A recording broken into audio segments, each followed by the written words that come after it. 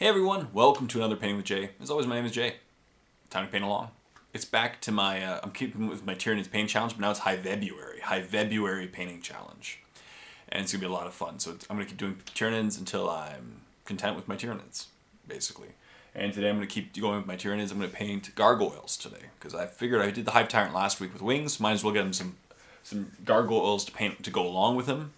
And it's going to be a lot of fun. So grab a brush, grab paints, grab a model, paint along, and let's get some work done. Time to paint. Hey, so here we go. So I have 25 gargoyles in front of me. Why 25, you ask? The answer is, I don't know. I don't know why I only have 25 instead of 30. Maybe I was given 5, I think, as a gift. So they're going to come back to 10. I don't know. Either way. No questioning. And they're in various stages. As you can see, some of them are almost done, like these guys.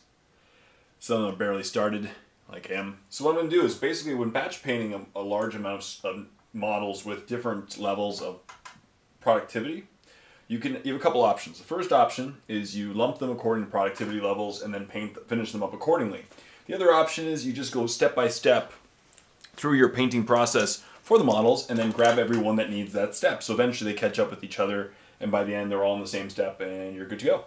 So I'm going to keep doing that method. So I'm going to get some ghost white in my palette and paint some gargoyles today. It's going to be a lot of fun. I'm really enjoying Tyranids.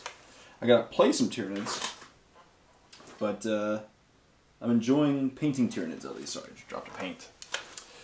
And I'm enjoying painting Tyranids right now. It's been fun. Tyranids were my first army getting back into 40k after my timeout.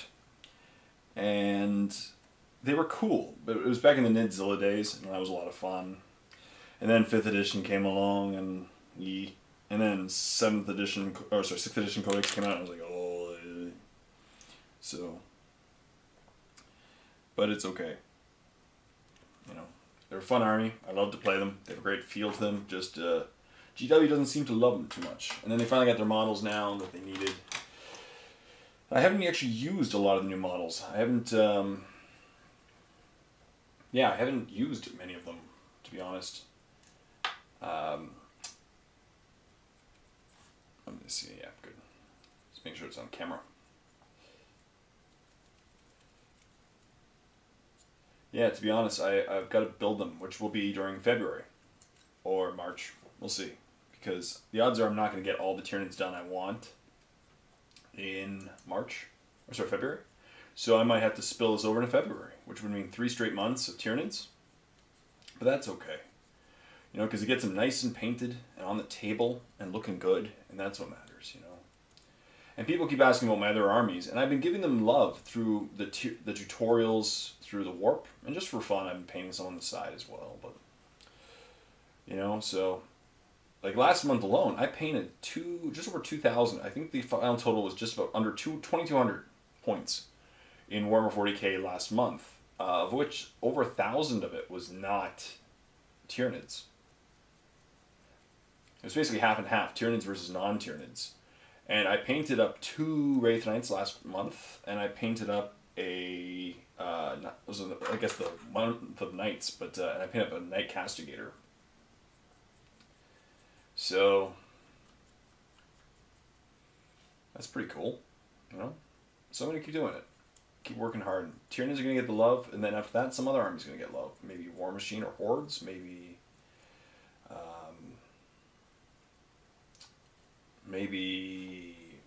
Space Marines, maybe Dark Angels. Dark Angels I should do some Dark Angels painting, because I have like 15 Raven Wing that I really want to paint up, you know. But we're at this stage now, we're finally here, people, where the Codex creep is almost gone. It's really weird. Necron's got their Codex update. Anybody who hasn't seen it yet, I did a full review last week on it, as I promised I would. And luckily I was able to get my Codex in time for Friday so that I could do the Codex review and get it to you as soon as possible. Yeah. What do I think overall? I think it's a decent Codex. I actually think it's quite good. It's very balanced. It seems very fair. Relative to the other 7th edition codices, it seems very fair. The formations thing, it's very interesting. Instead of doing now the standard force organization chart for their army, you have the options of taking the summation of formations. You know, the only problem is though I don't have. This is a very smart move by GW. Because most armies, you know, you could take certain models to be competitive, you can take certain models to be for fun, but for the Necrons now, you have to take certain models just to play with them if you want to use the force organization from the book. Otherwise, just use the standard one from the rule book. But now, these formations mean you are required to take certain models. Like, for example, for my Necrons, I painted up, I have 3,000 points of Necrons, and I don't have any Immortals. I don't have any. And you're required to take at least one squad of Immortals. So I need to go get some Immortals. And also, I don't have any of the guys on the bikes. I forget what they're called. Whatever, the Necron guys on the bikes. Whatever they're called. I need some of them. Because they're also required. Tomb Blades. Because they're also required. So Tomb Blades. So I need to get a bunch of stuff, and I need to go to GW and buy a bunch of stuff just to play with the Codex. And that's very smart on their half, because as I said, I don't play for competitively, I play for fun, which usually gives you more variety of models, but in this case, just to play, period, you need, unless you want to use just the normal standard force org from the rulebook, right? Then you're okay and you can get away from it. But it's interesting. But the rules of each formation give them bonuses, and usually the bonus rules are good. You know, I did call it, obviously, from a mile away. I knew Mind Shackle Scarabs were going to get nerfed into the ground because they were pretty much the most broken thing in the Codex. You know, it was really crazy how a 15-point upgrade causes monstrous creatures to kill themselves. And that was basically the name of the game, right? 50-50, because 3d6 is really powerful. So I figured if they weren't going to take it away altogether, they were going to maybe move it to like 3d6 or 2d6 plus 2. So a standard roll of 7 would make most people pass. It's kind of what they did with a few other rules. And then instead they just made it a fear check. So your opponent might be going at weapon skill 1, but they're going against you. There's no way to make them hit each other, hit themselves again, and you know, so. Besides that, the death rate is on the Doom sides got changed to the worse, but still pretty good. Now it's a blast, so if they cause you jink, you lose your blast. But of course, before, if you jinked anyway, you lost your weird line of sight drawing thing anyway. So it's still pretty good. Good points cost. Night sides got more points costed appropriately, because they were stupidly powerful as well. They were arguably the best transports in the game for their points. They might still be. I actually argue they probably still are. Yeah, so. But it's a decent codex. I think it's really solid. I don't think it's bad at all, and I think Necrons are going to be competitive. The way that they changed reanimation protocols to make them more like a better Feel No Pain, it's going to be a time saver in a game, I think, because no more getting back up again. You know, just it's 2 quick rolls, pick up the dice, go. You know, you fail a roll, re-roll, dead. Gone. Move off the battlefield, gone. You know, a lot less complicated. And that's what they've been doing a lot with 7th edition, is less complicated rules. And I think they're trying to streamline the game again, which is good in some ways. In most ways it's good, because it's easier to understand for beginners. Less rules to remember for experienced people and beginners alike. So, and it might keep the game alive. I think I still love 7th edition. I am a proud supporter of 7th edition 40k. I love it. It's a good game. I love Maelstrom of War. I think it makes the game a lot more fun and random and fun. You know, it makes it exciting. The tactics change, and it also prevents armies from just doing what they normally do.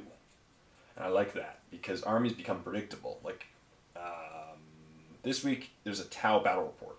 Now, it's not the standard Tau army. It should be up by the time this video is up. I've been having some terrible issues with rendering lately. My computer seems to be just dying ever so slowly. It's only a year old. I built it just over a year ago, 14 months ago.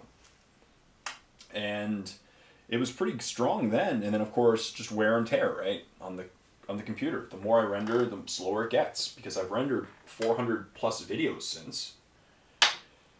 And the 400 videos rendering have taken a toll on the computer. It's just slowing down to a halt. Wetlands guy, yeah. To a halt. And it's now taking forever. Battle report, I've had any battle report that's over 50 minutes, I've had to break into 2 parts. Because otherwise it would take like a day and a half to render. And I just can't have that. So, it's really unfortunate.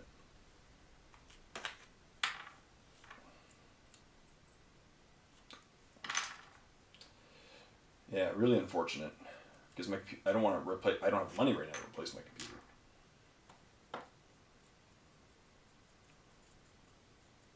I really don't.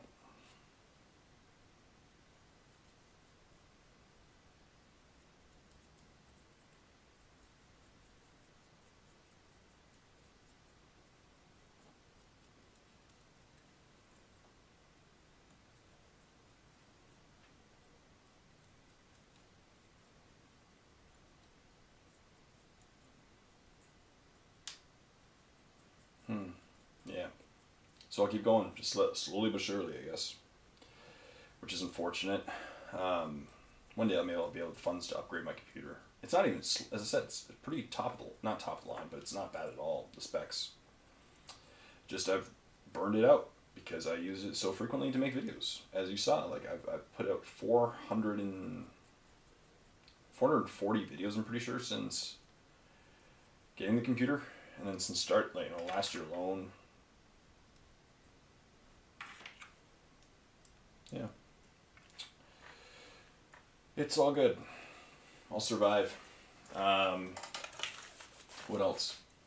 People have recommended to me, I've brought this up before in videos, and people keep saying maybe I should crowdsource to get crowdfund, or whatever it's called, crowdfund, to get the money. I don't think I'm going to do that. I'm not a big fan of people in our situation crowdfunding, like Kickstarter, because we really don't have a lot to offer. You know, it's hard. And yeah, I really don't have a lot to offer people to get funds to build my computer, or get better sound equipment or camera equipment. I really don't, so. I don't have much to offer. And they tend to fail, because, again, they don't have much to offer, so the rewards aren't very good. Or what happens some of the time, and I'm not going to name drop anybody, but you guys are aware of certain people have done this. It really bugs me when people use crowdfunding and they don't really earn it. Like, there's been several people in our niche, or even in general, just using crowdfunding to get funds to buy a camera or something. And it's like, yeah, and then people donate the money to help support you and to get you off the ground, and that's awesome. You know, I love that aspect of it. But then you don't really do anything after that. You know, there's a couple people that have gone either the Patreon route or Kickstarter route or Indiegogo route, and then after they get all these funds, they really don't do anything. You look at their video counts, and they do nothing. You know, and I was like, why did you raise funds and have people give you their hard-earned money to not do anything? And I know I have the warp, and I've gotten a lot of criticism over the last 12 months or not 12 months, 8 months because of the warp. But the warp is its own separate channel, and I put up a lot of content in it, and I'm really proud of the content that goes up in the warp. You know, it's not generic content. No, I guess we're done.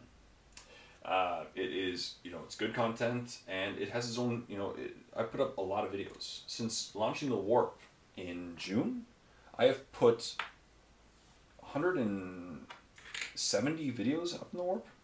Some of them have been taken down, obviously, because they got a 6-month preview of Miniature Painting 101. Right? But there's tons of content in the warp. There's no shortage. No shortage at all. And I feel like I'm earning people's contributions in that sense. You know? Of course, who am I to judge who does not deserve help and support from the community? We all deserve support from the community. And that's what the community is so amazing in our niche.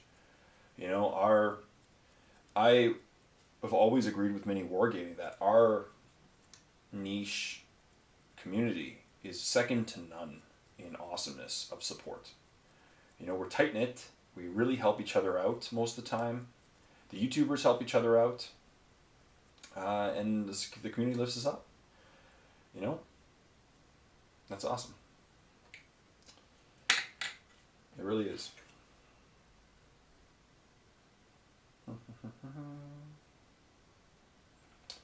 But I'm not going to. I don't want to. Eventually there might be that tip option on YouTube, and if there is, I'll put it in. If people want to tip me, good. Awesome, thank you very much. But if they don't want to, no problem. I'm not going to expect people to tip me. I'm not going to walk around with my hand out. You know, that's not my style. But, yeah. Kind of bugs me. I said I'm not going to mention any names or anything, but there are people out there.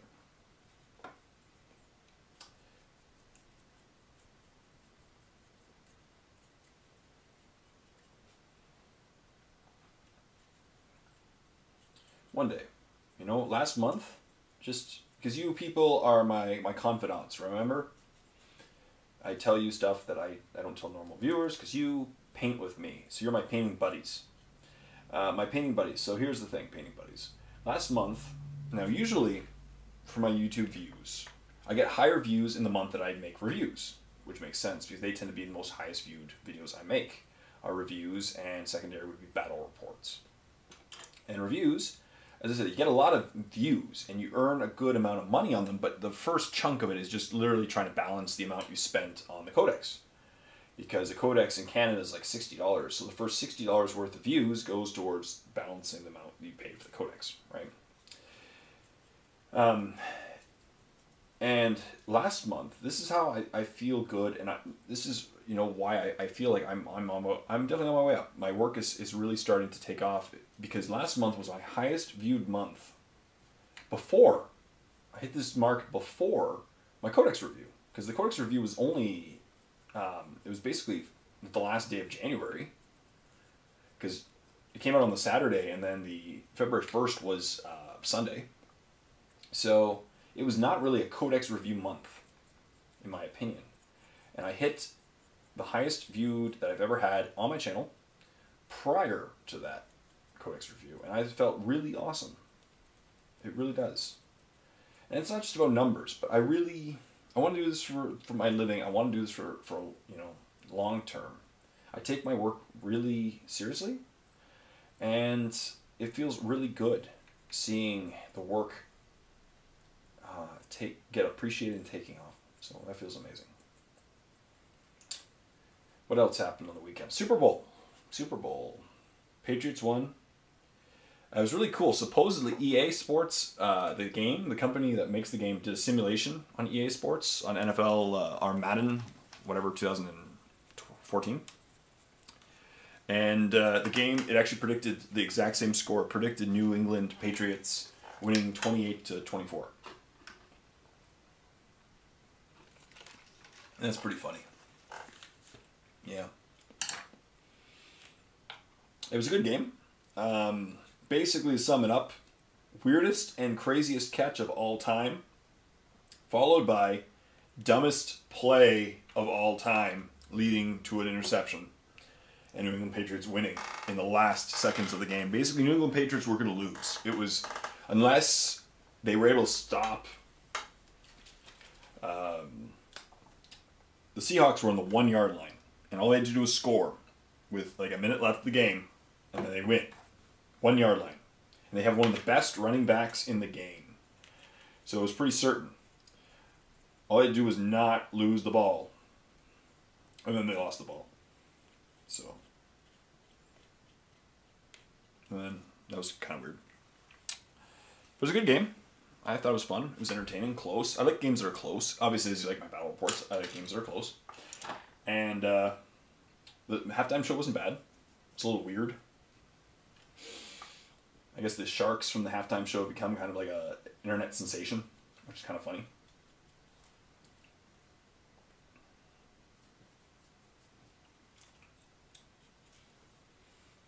Katy Perry did a pretty good job. It was very entertaining. I'm not a big fan of lip syncing, and it was obviously very lip sync. But I understand why it's lip sunk because it's such a high pressure job, right? It's one time they gotta do it well. So much money's invested in the Super Bowl halftime show. They gotta have it perfection, and I guess that it's the obsession with perfection in today's society. Blah blah blah, and But it was good. It was obviously very much lip sync, especially the Missy Elliott part. Very much lip sync. But to me, speaking of lip syncing, if you have a time, go check out the video of the Super Bowl. It was called like the Super Bowl lip syncing battle or something like that. And it was with Will Ferrell, Kevin Hart, and Jimmy Fallon. And it was really awesome. I loved Will Ferrell. Just was awesome in it. He was really good. And yeah, he was awesome. So that was cool.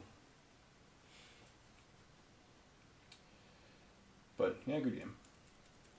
So yeah, it's a huge week. Codex, new Necrons, and that completes it. Essentially, the 5th edition codices, other than Sisters, are gone. They're all now 7th edition, and now we're just waiting to see what these Harlequins results in. Is it going to be a new codex? Maybe. I'm kind of curious, because unless they do something differently with the Harlequins, I know they introduce a new leader guy, and maybe he'll make them more competitive, because Harlequins aren't really the most competitive model in the Eldar army. In fact, they're probably one of the least, because they don't have good shooting. They're close combat oriented, right? And they don't have really good armor safe, so they die on the way. If your opponent wants them to die before they get to close combat, they're dead. Yep.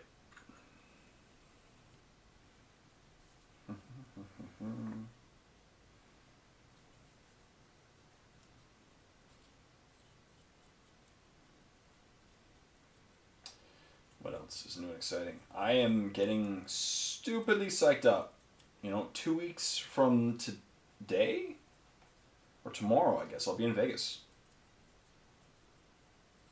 For the Las Vegas Open.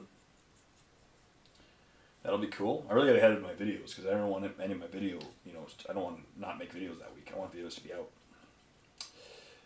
But yeah, I'm excited. It's going to be fun. I'm going to hang out with some of the WGCers. They may not even know it yet. They may not know I'm going. But maybe they just forgot. But I'm going to bug Austin from Brush for Hire. It's going to be one of my goals. He's a really awesome guy. I like to bug him. But he's a very good sport, obviously. If you've seen the video that I made, The Hammer of Wrath, he was a terrific sport. You can tell me that.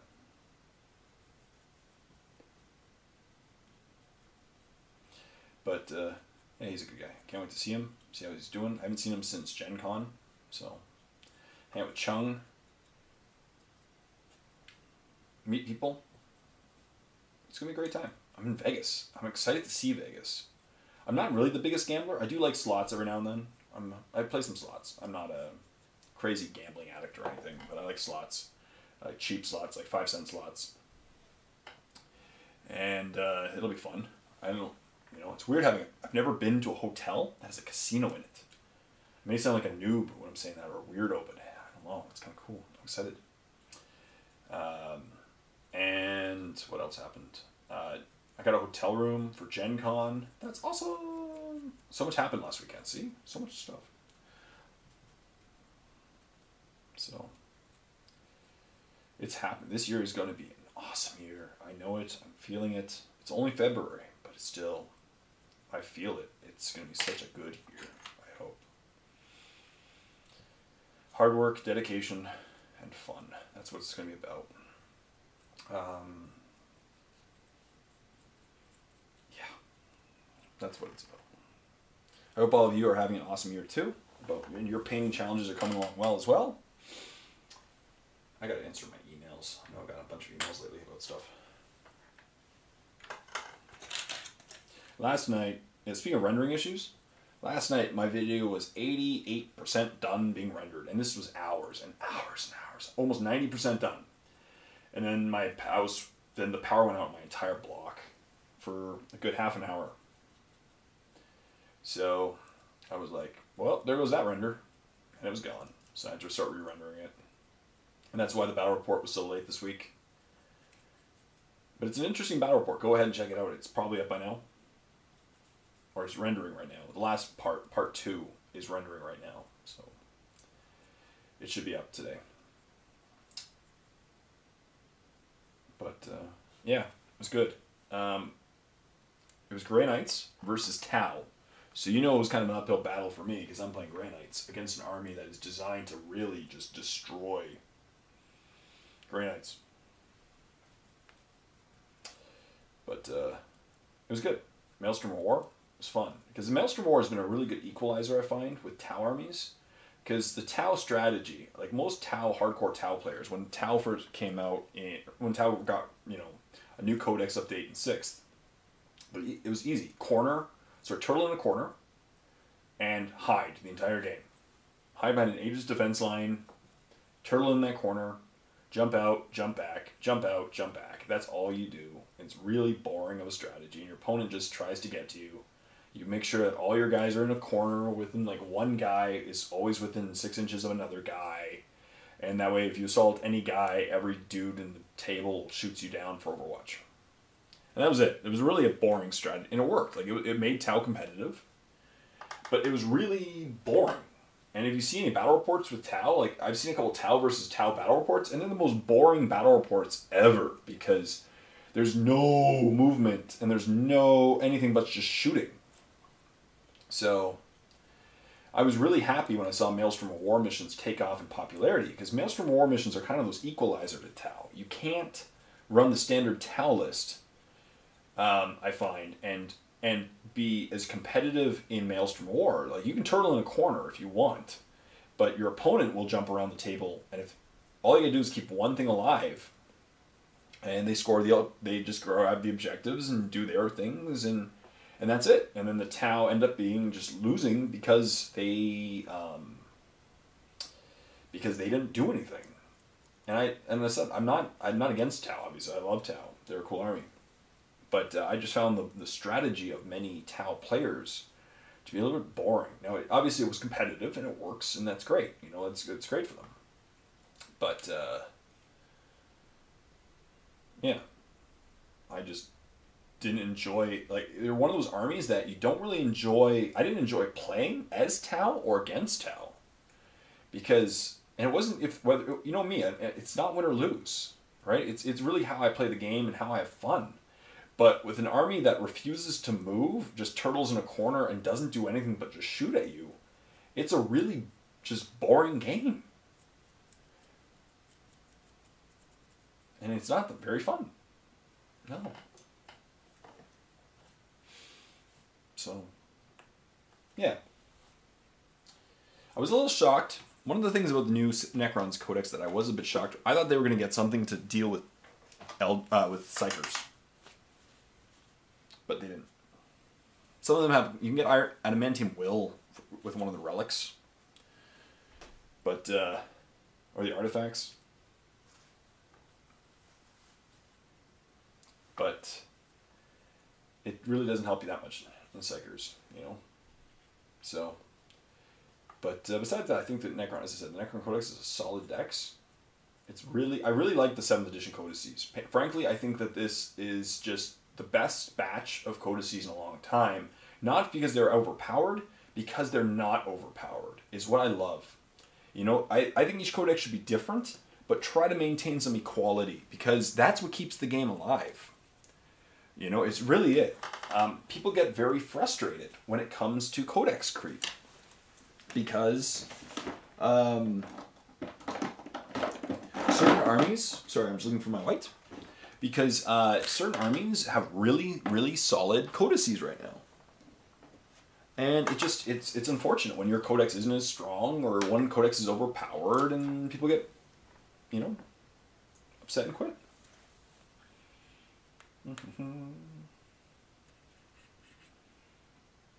But I think this is a song I love right now. I know there was a little bit of a dark time for 40k for a while, which I didn't care about because I play for fun.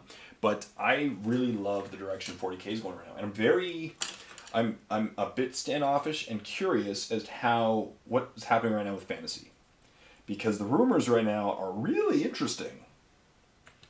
Because I love these end time models. These end time guys, the giant guys that just are hilariously cool and they have amazing models. I love them. They are bringing some really cool life back to fantasy. You know, the end time dudes like Nagash and all them. What's the other one? Tranquil. Whatever his name is, the Nurgle guy. But apparently, the rumors are right now that the end times is a zone of time. It's a setup, essentially, to 9th edition. It's a setup. And through the end times, the end of the world is going to happen, basically, where then they're going to break and change the game.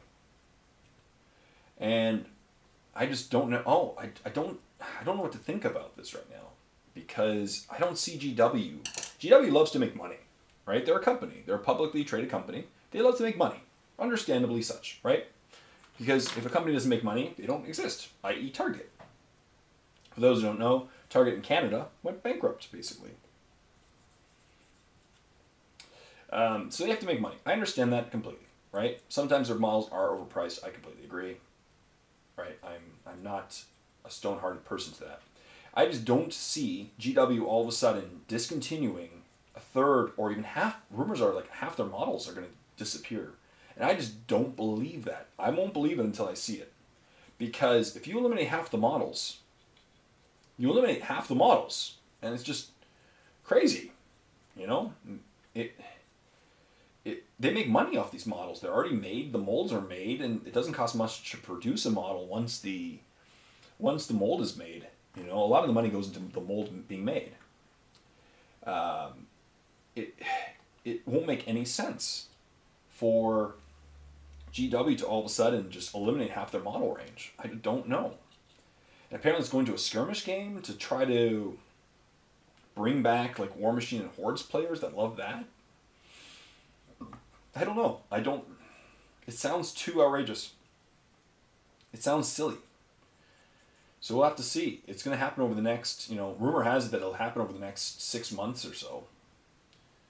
Probably during the summer. So maybe even 4 months.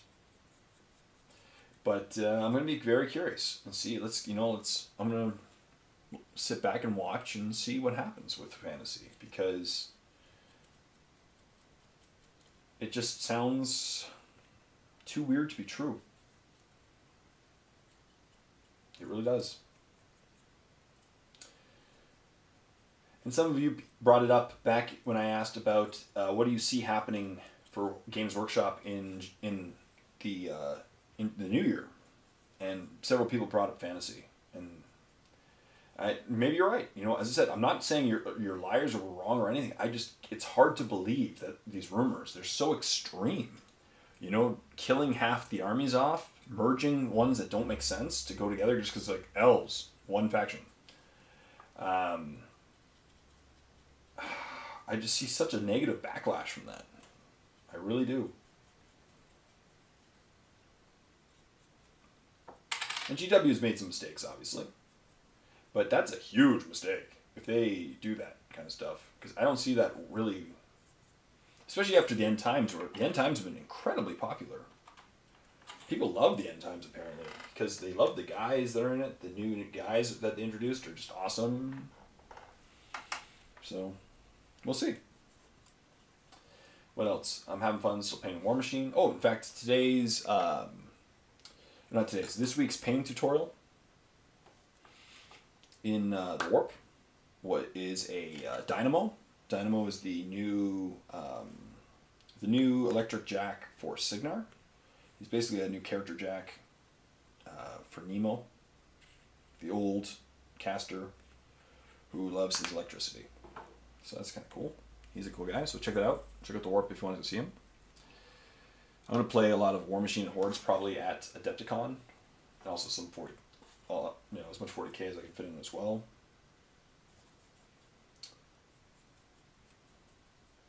Yeah, I'm going to bring Grey Knights, I think, to Adepticon. Because looking at spacing issues, Grey Knights are going to be the easiest to bring a decent amount of points with. That, or I should bring my Imperial Knight army, which I only have one so far painted. So that'll be a really easy one. But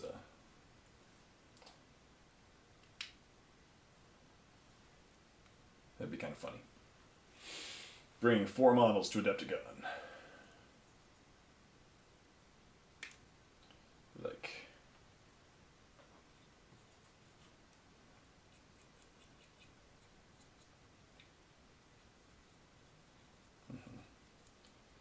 Hope the game's kill points. I have 4.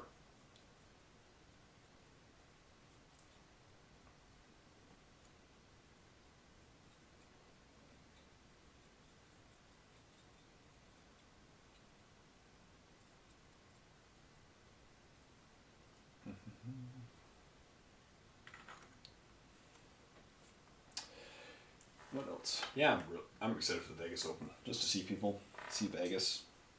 I want to go see or CSI's film, you know, all the locations, and have a good time.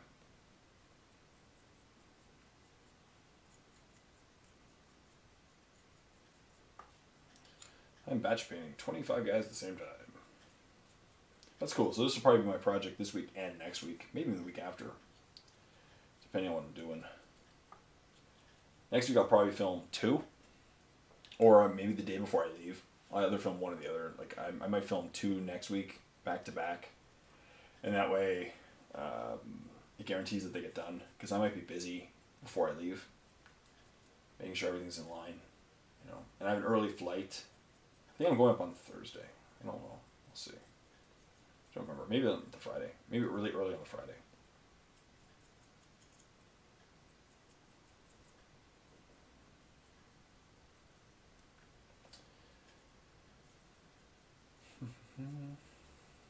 Cool. How long? Not 36 minutes. Not bad. I'm getting my voice back. I lost it for a little bit. I'm getting sick on and off. It's just that time of the year, right? So much snow, sickness. I thought it was really interesting of this year. A few things I want to talk about. Let's just talk about random stuff. 2 things I found really interesting so far in the news recently was apparently, because you know every year so for those who don't know, each year a group of scientists in the World Health Organization, they get together and they try to predict what major strains of the flu are going to be the more popular and brutal ones each year, right? They try to, because there's so many strains of the flu, they can't really give you vaccinations against all of them. They try to choose the more popular ones, or the ones they think are going to happen, and then they give you those in the flu vaccine. Which obviously I'm very much pro-vaccine. I'm not anti-vaccine at all, especially for the measles craziness that's going around right now.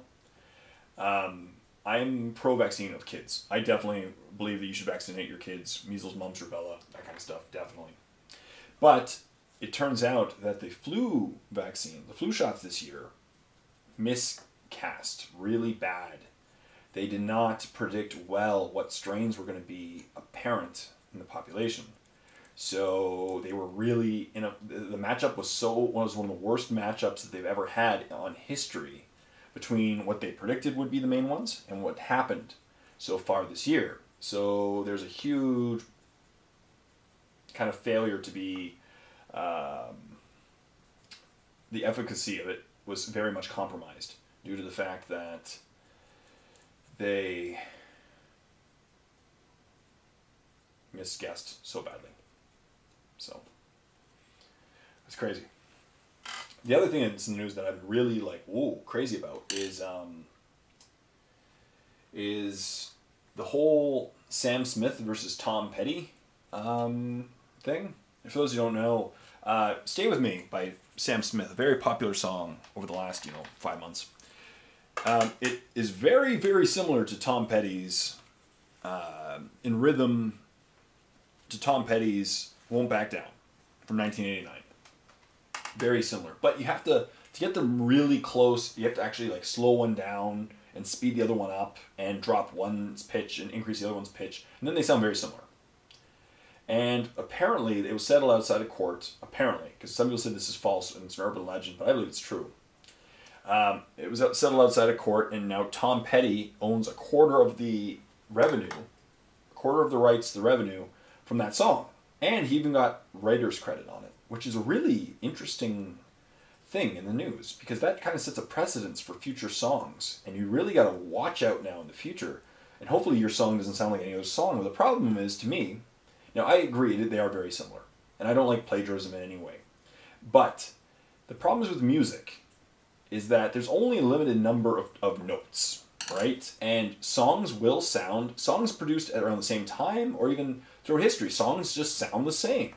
And it may be intentional, it may not be, right? Like One Direction, for example, they're smart enough to always have a song that sounds similar to old songs so that it brings back that, that tune. Like, they've kind of copied Should I Stay or Should I Go? They've copied Bob O'Reilly. They've copied Faithfully by Journey. Right? They do that so that it has that familiar note to it. But it just sets an interesting precedence now that if you're not extremely careful with your music, someone could come along and say, that's my, it sounds similar. And the question is, how similar is too similar? And then all of a sudden, the people own a chunk of your music and get writer's credits on your music when you may not even have any idea that your song was so similar to theirs. And then the question comes up, like, what about crossing language barriers, for example? What if a song written in France in French, you write a song in Canada and it sounds very similar without even knowing it, and then you get sued, and then they own a right to your music. So it's kind of like weird. So I think it sets a very interesting precedence in music right now. I understand why, because obviously, as I said, the songs sound very similar, but it's just a very interesting turn of events.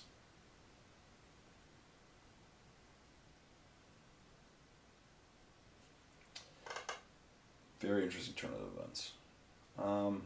Like, imagine that happened in YouTube, where like mini wargaming really popularized the battle report. Imagine if which they're not going to do this obviously, but every time someone produced a battle report, they got a cut of the revenue.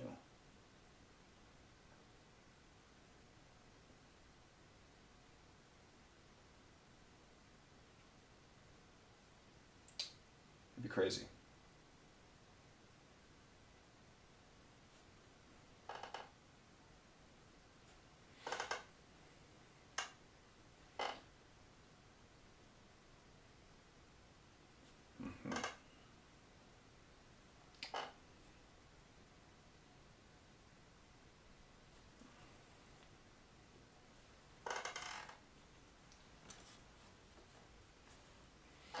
Just gotta thin it down slightly too much.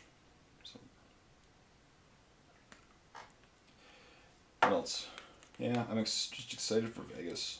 It'll be nice as well to get out of this. I don't mind. Like, I'm a Canadian at heart. I don't mind the cold temperature, right? I don't mind snow. But it'll be nice to actually get away from it for a little bit. For a couple days, just be in the warmth of Vegas.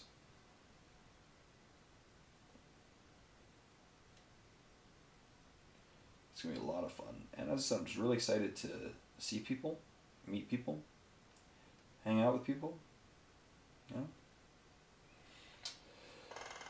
It's going to be fun. I'm going to bring my camera and film. Probably just vlog it. I'm not going to play any battle reports or anything because I'm not bringing an army.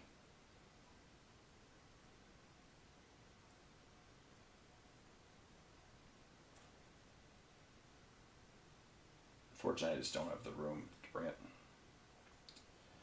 But it'll be cool. I'm very much excited about this. It's going to be a lot of fun. And then Adepticon, obviously, I'm bringing up 40K and Warma Hordes.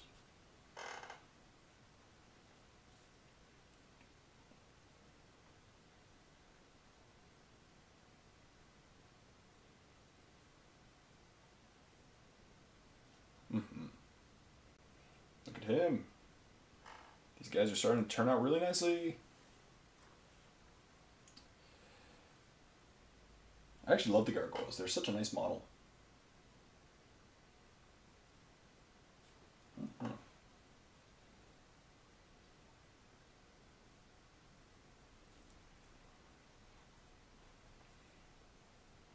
Unfortunately, they're not as good now as they were in 5th edition. those models I really should have used in 5th edition more, because they're toxin sacks combined with their own poison. They had their own rule. I forgot what it was called. They still have it, obviously. It's just got nerfed. Basically, they auto-wounded on 6s. So if you threw them at your opponent, that many attacks, they'd auto-wound, and they'd do so much damage to anything, right? They'd kill a Wraith Knight in a turn, because any 6 to hit was just... It was called Blinding Venom. That's what it was called, Blinding Venom. Any 6 on the hits just caused an auto-wound. So, and then you give them Toxin Sacks, so that 1 in every 6... And then if you were lucky enough, keep him in close proximity to the Hive Tyrant at that time, who had Old Adversary and gave him Preferred Enemy. So you hit on 4s, reroll 1s, and every 6 was an auto wound. And then on all the hits, because you gave him Toxin Sacks, 4-up wounding, and they just ripped through anything. And they were fast because they're gargoyles, right? They're jump infantry. That you really couldn't jump around and hide from them too easily. As I said, the Wraith Knight example, because Wraith Knights are really good at eluding slower troops. You can just kind of fly them around the battlefield, and that's kind of it. Avoid the scary guys. But these guys could actually catch them, and they would kill them. That was really cool. And you really don't see it coming, because you don't expect, you kind of forget about the gargoyles. They're not really that threatening of a unit. You see a Flyrant on the table, and you see, scary things on the table, Carnifexes and Hormigons, and you don't normally think that the gargoyles are going to be the little gaunts with wings, essentially, are the ones that are going to fly on the table, eating everything to death. But the key with gargoyles was you had to keep them in Synapse, because if they were not in Synapse, they only had leadership like 6 or 7, I think 6, and they would fail the leadership and die really fast. You'd lose a whole squad of them if you lost to combat.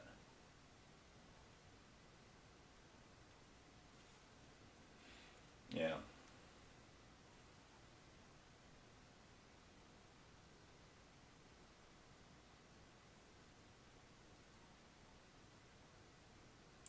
But yeah, these guys will be my goal. I think maybe the next couple weeks, or next week's they should be done probably by the end of it, but maybe not.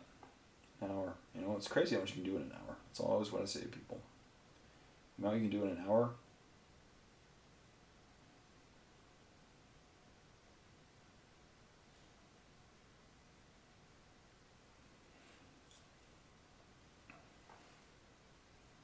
Look at them.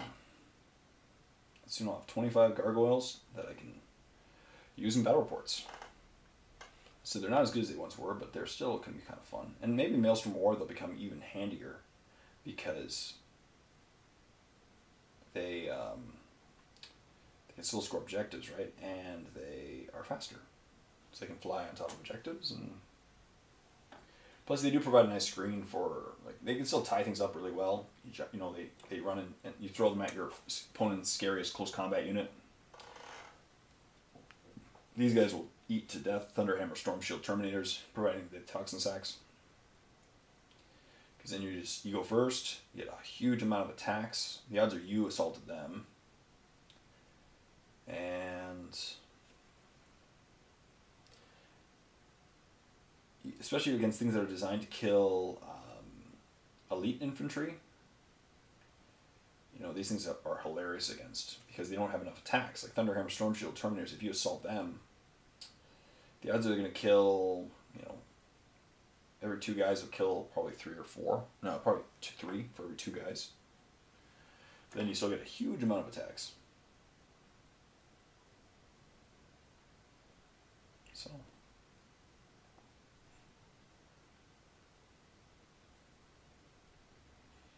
Yeah.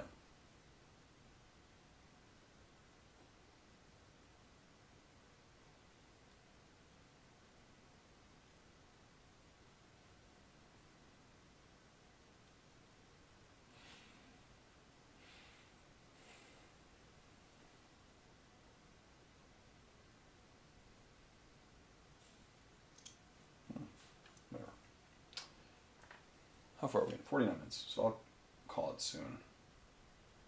Because this is going to be really long.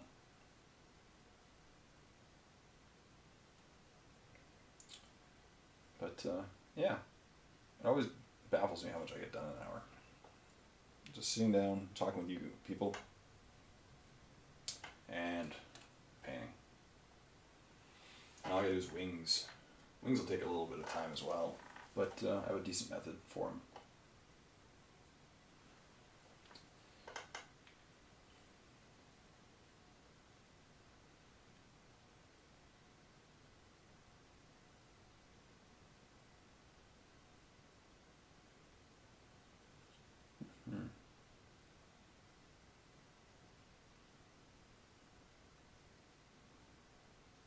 Gargoyles, yay. Yeah, I'm curious to see what's going to happen to Harlequins. I think, Codex apparently for next week's White Dwarf, they're going to get bikes. So that'll be interesting.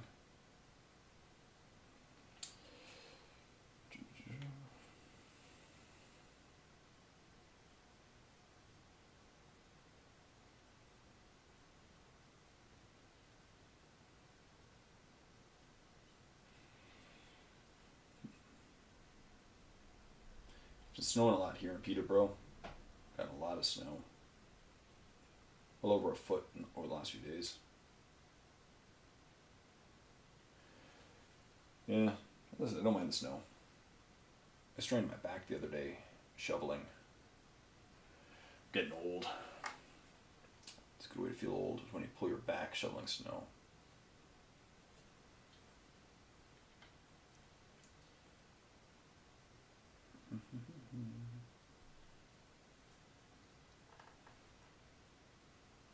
Another one done. Let's pick up the next one. Yeah, that's cool. See, I'm catching everyone up. They're all going to be on the same page soon, and it's paying off. These gargoyles are about halfway done, I'm saying. So probably another painting with Jay. If I don't get them done this week, probably the next painting with Jay will finish them up. And then I got 25 gargoyles. Yay! That's like about, I think there's 7 points each with Toxin Sacks. 175 points. This month, I don't think there's going to be a lot of points painted, to be honest. I think it's going to be just more models. Because I'm going to paint gaunts as well. So it'll be more like painting quantity of models as opposed to points cost of models. But that's okay. It's, for each model I get done during these painting challenges, one less model to paint in the future, one more model for battle reports.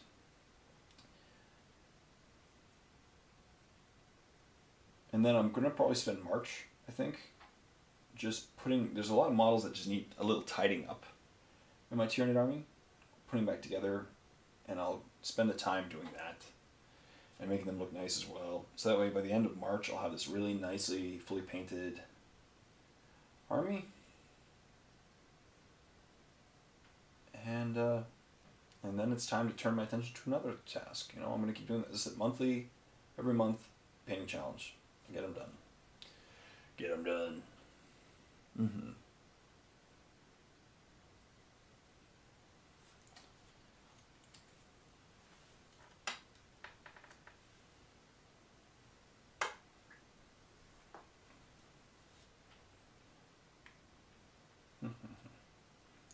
And then the wings.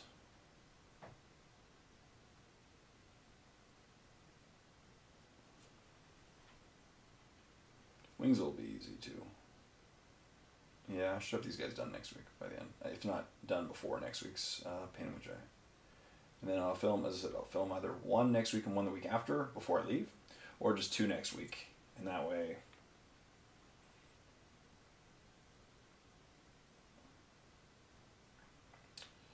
I can guarantee that it gets done. And that way there's painting with Jay's even when I'm traveling. I basically want to make it so that my content is uninterrupted. That you can't even tell that I'm away from the office for a day.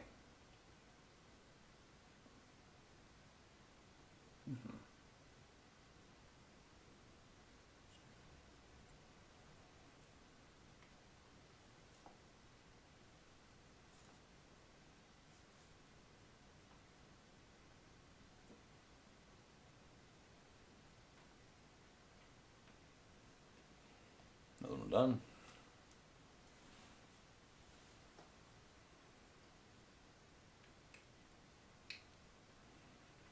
They're going to be fun on the battlefield.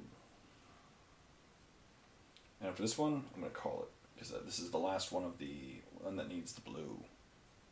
And then they're all done. They're all done up to the blue stage. The next I'll do the wings.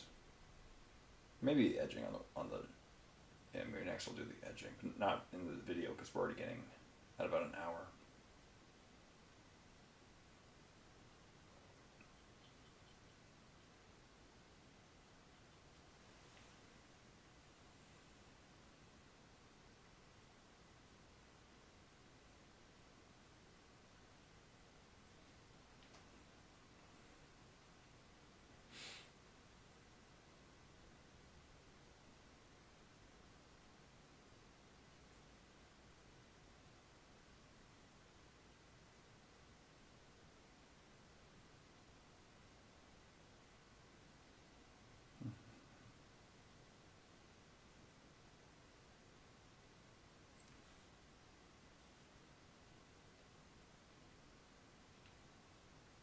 There we go. That's it. So they're all painted up to that step now, which is good. And the next step, I'll just do maybe etching on the armor, or maybe I don't know, maybe the wings. We'll see. So thank you very much for watching, and let's end it here. So that concludes another Painting with Jay. I really hope you enjoyed it. Hope you got stuff done. You know, hopefully you got stuff painted up and things are looking good, like my gargoyles, and you feel accomplished. I feel good. You know, I got a good chunk of gargoyle painting done. And maybe next week, or maybe in between this week and next week, I'll finish them all up and get them nice and pretty and ready for the tabletop. So thank you very much once again for watching. Please stay tuned for more videos and another Painting with Jay. And until next time, this is Jay saying, happy painting, everyone.